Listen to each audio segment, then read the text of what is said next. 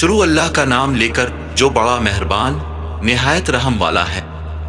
یاسین، قسم ہے قرآن کی جو حکمت سے بھرا ہوا ہے۔ آئے محمد صلی اللہ علیہ وسلم، بے شک تم پیغمبروں میں سے ہو اور سیدھے رستے پر ہو۔ یہ خدائے غالب اور مہربان نے نازل کیا ہے تاکہ تم ان لوگوں کو جن کے باپ دادا کو متنبع نہیں کیا گیا تھا متنبع کر دو کہ وہ غفلت میں پڑے ہوئے ہیں۔ ان میں سے اکثر پر خدا کی بات پوری ہو چکی ہے، سو وہ ایمان نہیں لائیں گے۔ ہم نے ان کی گردنوں میں توق ڈال رکھے ہیں اور وہ تھوڑیوں تک پھنسے ہوئے ہیں تو ان کے سر اولل رہے ہیں، اور ہم نے ان کے آگے بھی دیوار بنا دی اور ان کے پیچھے بھی، پھر ان پر پردہ ڈال دیا تو یہ دیکھ نہیں سکتے، اور تم ان کو نصیحت کرو یا نہ کرو ان کے لیے برابر ہے، وہ ایمان نہیں لانے کے۔ تم تو صرف اس شخص کو نصیحت کر سکتے ہو جو نصیحت کی پیروی کرے اور خدا سے غائبانہ ڈرے، سو اس کو مغفرت اور بڑے ثواب کی بشارت سنا دو۔ بے شک ہم مردوں کو زندہ کریں گے اور جو کچھ وہ آگے بھیج چکے اور جو ان کے نشان پیچھے رہ گئے ہم ان کو قلم بند کر لیتے ہیں، اور ہر چیز کو ہم نے کتاب روشن یعنی لوح محفوظ میں لکھ رکھا ہے۔ اور ان سے گاؤں والوں کا قصہ بیان کرو جب ان کے پاس پیغمبر آئے، یعنی جب ہم نے ان کی طرف 2 پیغمبر بھیجے تو انہوں نے ان کو جھٹلایا، پھر ہم نے تیسرے سے تقویت دی تو انہوں نے کہا کہ ہم تمہاری طرف پیغمبر ہو کر آئے ہیں۔ وہ بولے کہ تم اور کچھ نہیں مگر ہماری طرح کے آدمی ہو اور خدا نے کوئی چیز نازل نہیں کی، تم محض جھوٹ بولتے ہو۔ انہوں نے کہا کہ ہمارا پروردگار جانتا ہے کہ ہم تمہاری طرف پیغام دے کر بھیجے گئے اور ہمارے ذمے تو صاف صاف پہنچا دینا ہے اور بس۔ وہ بولے کہ ہم تم کو نامبارک سمجھتے ہیں، اگر تم باز نہ آؤ گے تو ہم تمہیں سنسار کر دیں گے اور تم کو ہم سے دکھ دینے والا عذاب پہنچے گا۔ انہوں نے کہا کہ تمہاری نحوست تمہارے ساتھ ہے کیا اس لیے کہ تم کو نصیحت کی گئی، بلکہ تم ایسے لوگ ہو جو حد سے تجاوز کر گئے ہو۔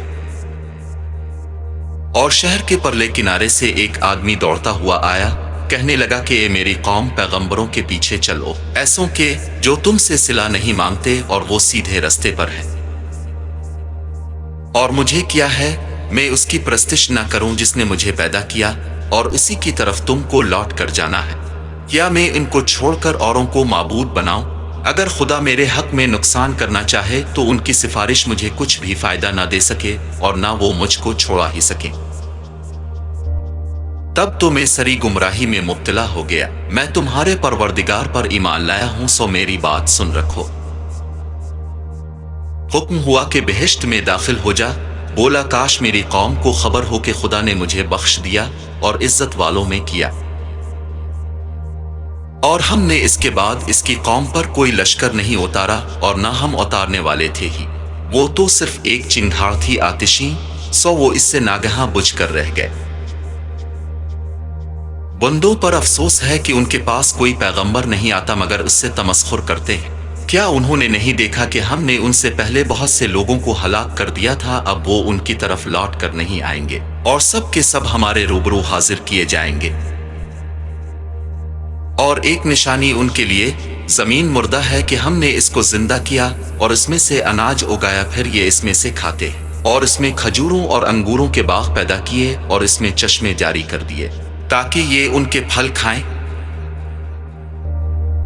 اور ان کے ہاتھوں نے تو ان کو نہیں بنایا، تو پھر یہ شکر کیوں نہیں کرتے؟ وہ خدا پاک ہے جس نے زمین کی نباتات کے اور خود ان کے اور جن چیزوں کی ان کو خبر نہیں سب کے جوڑے بنائے۔ اور ایک نشانی ان کے لیے رات ہے کہ اس میں سے ہم دن کو کھینچ لیتے ہیں تو اس وقت ان پر اندھیرا چھا جاتا ہے، اور سورج اپنے مقررہ راستے پر چلتا رہتا ہے۔ یہ خدائے غالب اور دانا کا مقرر کیا ہوا اندازہ ہے۔ اور چاند کی بھی ہم نے منزلیں مقرر کر دیں، یہاں تک کہ گھٹتے گھٹتے کھجور کی پرانی شاخ کی طرح ہو جاتا ہے۔ نہ تو سورج ہی سے ہو سکتا ہے کہ چاند کو جا پکڑے اور نہ رات ہی دن سے پہلے آ سکتی ہے، اور سب اپنے اپنے دائرے میں تیار رہے۔ اور ایک نشانی ان کے لیے یہ ہے کہ ہم نے ان کی اولاد کو بھری ہوئی کشتی میں سوار کیا اور ان کے لیے ویسی ہی اور چیزیں پیدا کی جن پر وہ سوار ہوتے ہیں، اور اگر ہم چاہیں تو ان کو غرق کر دیں، پھر نہ تو ان کا کوئی فریاد رس ہو اور نہ ان کو رہائی ملے، مگر یہ ہماری رحمت اور ایک مدت تک کے فائدے ہیں۔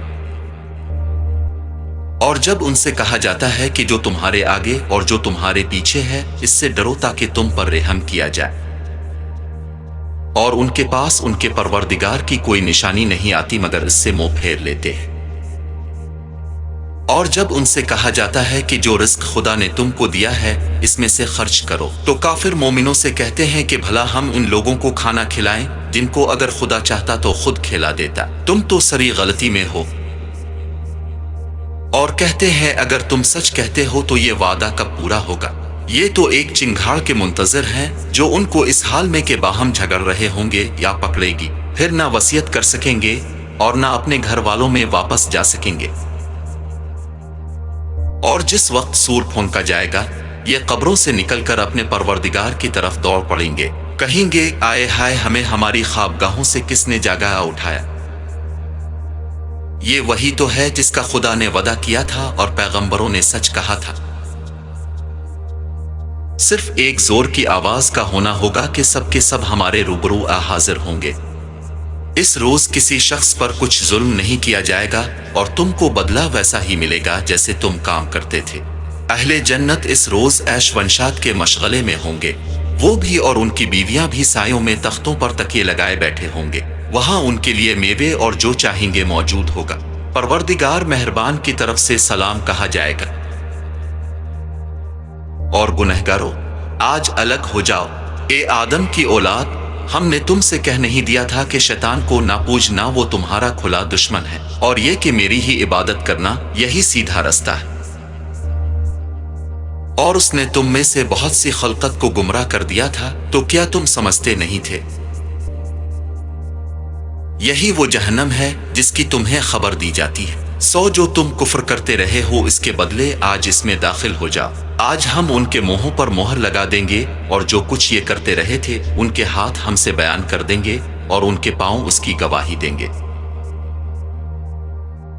اور اگر ہم چاہیں تو ان کی آنکھوں کو مٹا کر اندھا کر دیں، پھر یہ رستے کو دوڑیں تو کہاں دیکھ سکیں گے، اور اگر ہم چاہیں تو ان کی جگہ پر ان کی صورتیں بدل دیں، پھر وہاں سے نہ آگے جا سکیں اور نہ پیچھے لاٹ سکیں۔